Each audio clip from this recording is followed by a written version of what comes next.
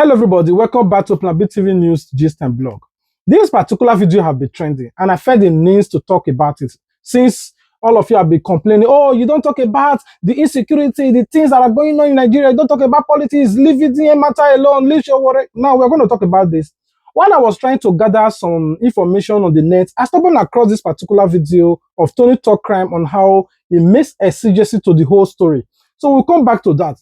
The first person that talks about this whole saga, these whole issues, the controversies, the action of the Nigerian police was Aris Ugwanishu. Aris Ugwanishu came out to expose the Nigerian police on the actions they took by executing this innocent guy publicly. I want you guys to watch the video. We'll be right back. Good evening, my name is Harrison Gwamnishu. All the officers involved, from Usman Nuhu to the least officer in that team, all of them are currently on their way to Abuja. Now, the person taking them to Abuja is the commander, the area commander, ACP Aliu Shaba. The IGP ordered they should bring all of them to Abuja. So by morning, they should be in Abuja to face whatever this act they have committed. They will face it tomorrow morning. So for me, I want to commend the IG for this response. I want to commend you. And also to Delta State Commissioner of Police, to his management team, thank you for this response you gave to this matter. All right. Now, tomorrow morning, like I said before, we are going to worry. We'll still be in worry tomorrow morning to see the family of Ogene Mena. All right. The way that guy was killed, you're not good at all. You're not good. You're not good. Now, if you are arrested with something like that, it calls for investigation. You carry out thorough investigation. This guy was begging. They tied him. They tied him to the back. He was begging for his life. Now person I ain't send them all. He was begging. He was begging. The police would have carried him to the station. The boy would now lead them to whoever sent him. Now nobody knows if this boy is innocent of the crime or not. Nobody knows because they have spied him. Or even say maybe you knew who Usman. Maybe you knew who Usman. Know who get that gun. Maybe you know who get the gun. It happened. This thing happened in Abia State. Andrew Chekwa. 2 girls, Celine and Afiba, left Port Harcourt to meet with Andrew in Aba. They got missing. Now, policemen from Abuja came to Abia State, picked up Andrew. On the way to Abuja, Andrew was by on the way. How many years ago till now? Nothing. Nothing. Nothing. So, if person commits crime, I think it's good you give him a chance to prove his case. At least, they can even give you people who follow and do the thing. They not be arrest the person. No. From the information we're getting now, police did not arrest this boy. Now pack, therefore arrest this boy. Hand over to police. Police come pick up the suspect to station. The officer carry gun. Boom, boom, boom, boom. He fired the boy. You all saw it. They picked him and put him inside the Sienna. They got to the station. He still cleared the boy. Finish him. That's evil. That's evil. That's evil. Now you listen to what Aris Ugwanishu said. A lot of Nigerian police have trooped in, they are granting interview. A lot of people are talking about these old issues, including the human rights. Everybody wants to know what prompted the heart of Nigerian police without giving court fair hearing before they execute this guy. Meanwhile, there are a lot of people that are still awaiting to be executed, that the court himself has said this person will be condemned and sentenced to death, but they have not made that one. Why did they quickly swing into action in a hurry to execute this guy publicly? What are they trying to hide? Is it like the guy committed a crime that does not warrant arrest or investigation? Why? What if there are a lot of people that are behind him? Why was it that he was the only person that they needed to just buy him? What are they trying to cover up? Now, I stumbled across this particular video from Tony Talk Crime, like I said in the beginning, that it make a lot of exegesis and make breakdown about everything that happened. And I want you guys to watch this video. We'll be right back. On Sunday, April 26, 2026, 28-year-old Mena went to the Frunmen Motor Park in Delta State to pick up a waybill package. Mena was not picking up the package for himself. He was running an errand for a friend, a simple favor that should have taken just a few minutes. He had no idea that this act of kindness would cost him his life in the most brutal way imaginable. When Mena arrived at the motor park, he went to collect the package. The park attendant who handed it over to him immediately noticed something unusual. The package was small in appearance, but it was very heavy, much heavier than its size suggested.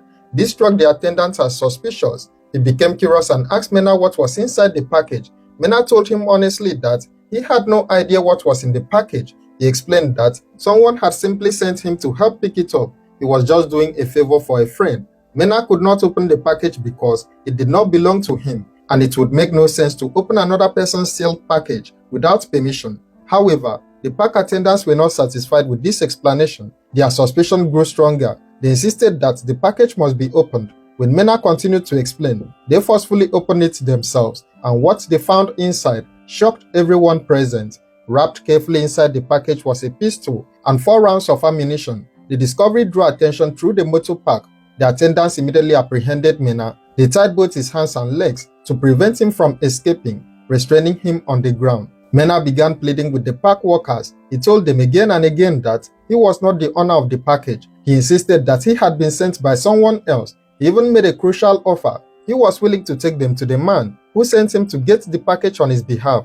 The person who sent him on this errand lived in Sapele, and Mena was ready to lead them there. He wanted to cooperate. He wanted to help them catch the real criminal. The park workers called the police. Operatives attached to the Front Area Command received the report and were immediately deployed to the scene to take the suspect into custody. When the police team arrived at the motor park, they went through the package and saw the gun and ammunition for themselves. The patrol team leader, identified as Assistant Superintendent of Police Usman Nuhu, also popularly known as Ugbegbe, examined the evidence. Then, without warning, he cocked his rifle and prepared to fire. Mena, still tied and restrained on the ground, continued pleading and begging. He tried desperately to convince the police officers to take him to Sapele. He repeated that he was willing to lead them to the man who sent him to the park to pick up the package. He wanted to help them solve the case. He wanted to show them who the real criminal was, but all his pleas fell on deaf ears. ASP Usman Nuhu, right there in front of all the witnesses at the motor park, shot Mena in the shoulder.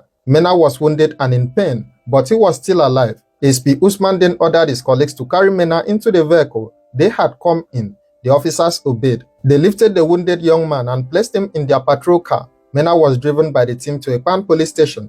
During the entire journey, he received no form of first aid, and the reason will later be made clear by their actions. When they arrived at the police station, the proper procedure would have been to report the situation to the area commander, ACP Aliyu Shaba, who had reportedly instructed them to pick up the suspect in the first place. But ASP Usman Nuhu did not follow the procedure. Instead of reporting to his superior, instead of allowing any investigation or due process, ASP Usman Nuhu allegedly did something unthinkable. He allegedly fired 3 more shots at Mena, who was still alive. Despite the first gunshot wound, the 3 additional bullets ended the young man's life right there at the police station.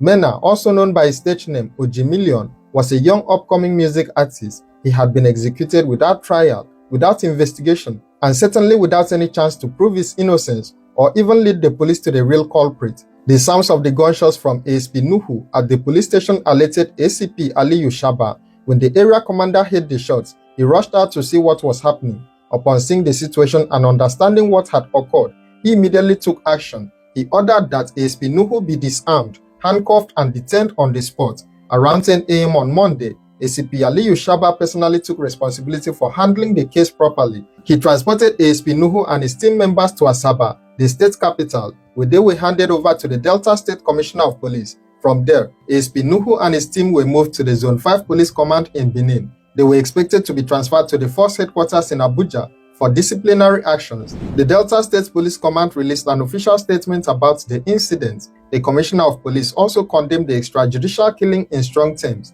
The statement acknowledged that ASP Nuhu Usman had acted in clear violation of Force Order 237 and the standard operating procedure of the Nigeria Police Force. Along with the press release, the police posted a photo showing a police officer in handcuffs. However, the face of the officer in the photo was censored out, blurred so that he could not be identified. This decision sparked immediate and intense reactions from the general public. People questioned why the police had censored the officer's face. The problem was clear. By hiding his identity in the official photo, no one could verify whether the officer being taken to the force headquarters for disciplinary action was actually Usman Nuhu. This was especially troubling because Nuhu's face was clearly visible in the viral video that had been circulating online, a video showing him preparing the gun. He later fired at Mena. The public demanded transparency. If the police were serious about accountability, why hide the face of the accused officer? What were they trying to cover up? ASP Bright Edafe, the Delta State Police Public Relations Officer, later appeared on Channels Television to address the controversy and also clarify why they had hidden the identity of the officer in the photo. You covered his face, so people are wondering, are you sure this is the person you took to Abuja? There's a lot of trust to be built, so why cover his face when his face is already out there? All right. Sir is first a Nigerian. It's part of the criteria to be a police officer. He must be a Nigerian. And the Nigerian Constitution has stated it clearly that media parade is not the way forward. If you observe, even when we are parading kidnappers, armed robbers, defilement suspects, rape suspects, we blur their faces, we cover their faces, or we take them from behind. So by this man being a police officer who is now a suspect, that does not take away that right of a Nigerian from him. That was why we had to do that. Let it not look like, oh, why be saying I reach police store and you decide to open it? Because it is the same rule that governs every Nigerian. During the live interview, ASP Bright made a startling admission about the case. He stated that in his years of being a police officer, he had never seen such an unexplainable situation as the extrajudicial killing of Mena by Usman Nuhu. The command, he said, was still struggling to understand what had led to the officer's action. Concerned citizens made their own speculations in a bid to try and explain why Nuhu would have decided to kill Mena without any investigation or any effort to use the information Mena was willing to provide. Some alleged a cover-up was in progress. Some suggested that Nuhu might have been involved in something shady himself and that he probably killed Mena to cover his tracks. Others raised serious concerns about the other officers who came with Nuhu potentially going scot-free. Multiple reports indicated that more than 5 police officers were involved in the incident, so why was only one person being paraded as the culprit? The other officers had been present when Nuhu shot Mena at the motor park. They had carried Mena into the vehicle, they had driven him to the police station, and they had also been there when Nuhu fired the final 3 shots that ended his life. These officers were complicit and must also be made to face disciplinary action, not just Nuhu alone. This kind of police brutality was exactly what had triggered the NSAS protests in Nigeria years earlier. Young Nigerians had taken to the streets, demanding an end to police violence, extrajudicial killings, and the abuse of power by law enforcement. They had demanded accountability, reform, and justice. Yet, here, years after those protests, issues of police brutality still persisted. Under Nigerian law, police officers who commit extrajudicial killings face serious consequences, including criminal prosecution for murder, dismissal from service, and potential imprisonment. Mena's family deserves answers. They deserve to know why their son, brother, and loved one was killed. They deserve to see every person responsible for his death being held accountable. Mena had offered to cooperate with the police. He was willing to lead them to the real criminal, but yet he was executed without trial. All that can be done now is watch and see if the Nigeria Police Force will truly uphold its commitment to accountability and justice, or if this will be another case where promises fade and perpetrators go unpunished. As more updates emerge in this case, you will be promptly notified. So make sure to like, share, and subscribe to this channel or page so that you don't miss out on any updates on this case. Now you listen to the full explanation, the details, and everything that happened, all thanks to Tony Talk Crime. But there was something that stood out for me. The Nigerian police, which is SP Bright Edafe, when he said that, oh, we cannot attribute these police actions to spirituality. If not, we would have just said we don't understand what happened, how it happened. Before this police officer, if you watch the full video, you saw how he was cracking the gun, you know, the way he was so hungry, you will know that he is trying to cover up something. But they couldn't just arrest this guy without people being fully aware that, okay, you arrest him when I forgot by him. They just felt like, oh, he removed the cartridge, he come like this, crack, crack, crack, before you know, boy, the first shot went to the ground, the second shot went straight to the guy's heart. Now, the question is, why is it that this particular guy, from the history that we have gathered so far, he was in SARS, from SARS to this, from this to that, from that to this. This guy constituted a lot of nuisance. Now, I want you guys to watch this particular video from Idris. What he said about all of this, we'll be right back. This is the face of the boy that was extrajudicially murdered by blood-sucking criminal gang in police uniform. This young boy had gone to pick a way bill. We know the nature of way bills. You are not able to tell what is inside. So for some incredible reasons, this guy went to pick a way bill that happened to have a weapon inside of it. The police accosted him, stopped him, discovered the weapon. This guy was detained. The guy was handcuffed. He was restricted. And this guy was openly saying, it is a way bill I went to pick. I can take you to the person. Take me to Sapele so that I will show you the person that gave me the way bill or that sent me the way bill. And this notorious police officer called Nuhu Usman took the life of this young boy. Two things I want to point out. Number one, Nuhu Usman, from my own assessment, is heading a criminal gang in Delta State. That criminal gang are the probable owners of this weapon. And the reason, in my thinking, why Nuhu Usman murdered this guy is because he genuinely fears that if this guy was to speak up and expose the person who gave him the weapon, Nuhu Usman himself would be in trouble. So I am asking the police, deepen your investigation to establish the level of involvement of Nuhu Usman in this crime. The crime of illegal possession of firearm, and the crime of murdering a suspect, and the crime of attempting to hide evidence. Number two, it seems to me that the Nigerian police has not learned anything from NSAS protest. They still think it's business as usual. And so they are taking laws into their hands, they are insulting due process, and they are violating the rights, the legitimate rights of citizens. It is my call that this new Inspector General of Police takes it as a matter of urgency to filter the bad eggs out of the police. If you know your salary as a policeman is not enough, go and do POS. Leave the police for those who have genuine interest of protecting lives and protecting citizens. The salary that you think is not enough, it is the same everywhere. At least you have a job that is pensionable. Most people don't have jobs in this country. That is the fact of it. And when we come out to protest, some of you, they used to throw tear gas at us. Some of you, they use you to fire tear gas at the people that are protesting for your own welfare. Finally, Nigerians, a piecemeal approach cannot fix the problems of Nigeria. Today it is Delta. If not that this video was recorded, no one will know that Nuhu was a killer. Do you know how many rights violation goes on in Nigeria every day? So these silos, working in silos, trying to address societal issue will not work.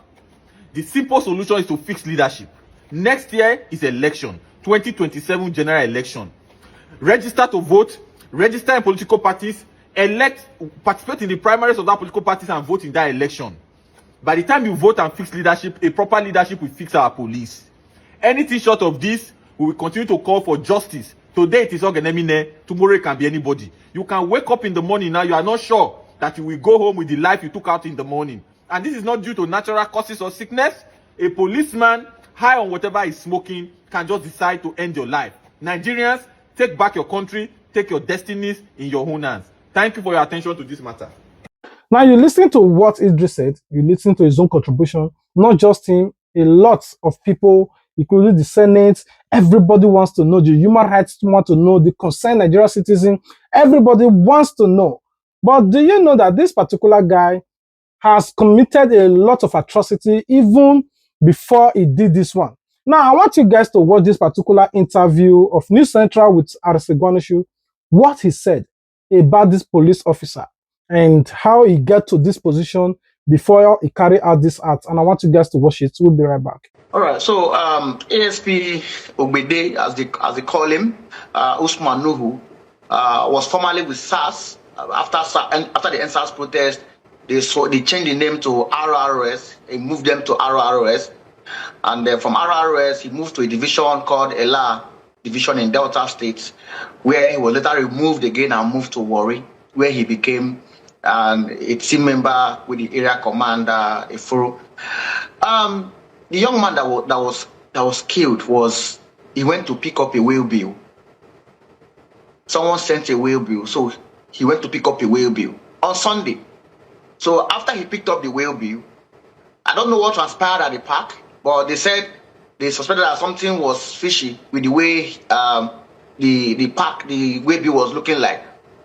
So they told him to open it, which he did, and they discovered gun, a pistol with live ammunition. And then the area, the park, or that's the park, the people that works at the park, they held him and then tied him. They now reach out to the area commander, ACP Shaba, to inform him of what transpired. Now the area commander said he now called the team, the available patrol team, to go to the park, a full park, to go and pick up Mena Ogidi from, because he was being held. So from nowhere, ASP Usman was not on duty. He now joined them. He said he carried his gun and he now joined them. And when they got to the park, they brought out the boy to him, turned over the boy to them for them to pick the boy to the station. From nowhere, he opened fire and he shot the boy. Now, from the video, you could see where the boy was even telling them that somebody now send me, make a car and go the person, like he want to take them to the person in Saple. But from nowhere, the ASP shot at him twice. They now moved him into the Siena, took him to the area commander's office. In the police station, he also shot him again 3 times again. That was where he killed Mena. This was what transpired. So nobody knows who sent Mena to pick up the whale bill. Nobody knows who owns the gun that they found with Mena. Nobody knows. But this was what transpired on Sunday. So when it happened, nobody posted it. Everywhere was silent. Like they were trying to hide everything until somebody who was there, who videoed it, now forwarded it to me and now posted it on his Instagram page. I said, no, it's not, you can't hide such thing. It's not possible. This is cruel way to die. Now, if this boy is the owner of that gun, that means he has people he's working with. He would have led police to go and arrest more people. So why will police kill this young man? Possibly they want to cover up something. And that's why we all are protesting both on the social media page, and currently we are going to Warri to find out what really transpired. Why will policeman shoot somebody, kill somebody that they've not heard from? They've not even heard from him to know who owns the gun the way Bill he went to pick up from the park. This was what transpired. Now you listen to the history of the guy, how he moved from SARS to this and that. The only problem that I have is that, is it the first time he's doing this? If he could do this in broad daylight, in front of the crowd, saw people are recording, what do you think that this particular guy have done in the middle of night? If you go to Edo State, for example, the police are not afraid of you. Even if you put a camera, they will rofando you, they will mess you up publicly, especially if you are driving a Benz. If you are driving any exotic car, luxurious car, as a young boy, it is finished for you. In Edo State now, if you are driving, I don't even know how those people survive. Once they are driving, I visited Edo State. While we were just driving, I saw a lot of people were just making reverse. I said, what is going on? They say police dey front. Now federal police. I say, federal police, because we dey pass some police since. Say, no, this one are federal. They know they ask question. They go come see you. They go do this one. And when we go there, they just say, oh, you wind down. It was not the question that you come down. Yeah, they didn't want to ask you questions. They don't want to investigate. All they want is that, oh, God, waiting. They boy, they slapped that guy from my front. Boy, not that they find something in him. They were just looking for a way to harass you, to put fear in your body before you know. Hey, I explained myself. I explain myself. I'm a freelance journalist. Hey, I give myself one big title. I'm a freelance journalist and I'm a big time blogger. Go to this is my salary number. Go and verify. And they say, okay, no be you stay here, you. At the end of the day, they still extort money from those guys and they collected nothing less than 300,000 Nigerian police. Go to Edo State, all the young guys now, some of them now, they are even afraid to even carry phone. The states, the federal government will keep on saying, oh, you don't have rights to search these people phone. They don't care. They will ignore you. They will offend you. They don't care. If you want even come provoke them the more, say me they buy you.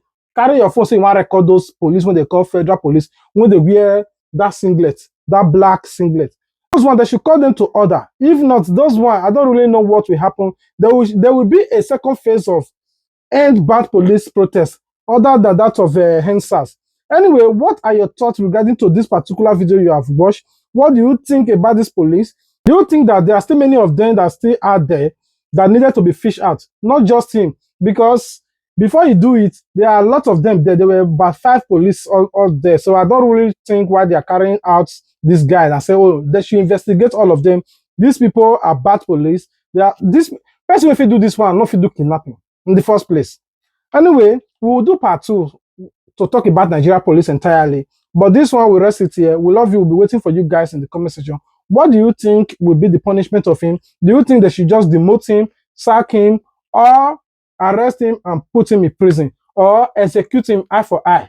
What are your thoughts? In the comment section, let us know. We love you. God love you more. Please subscribe. There will be part 2. And turn on your notification bell.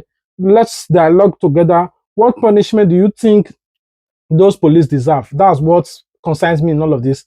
All right, peace out.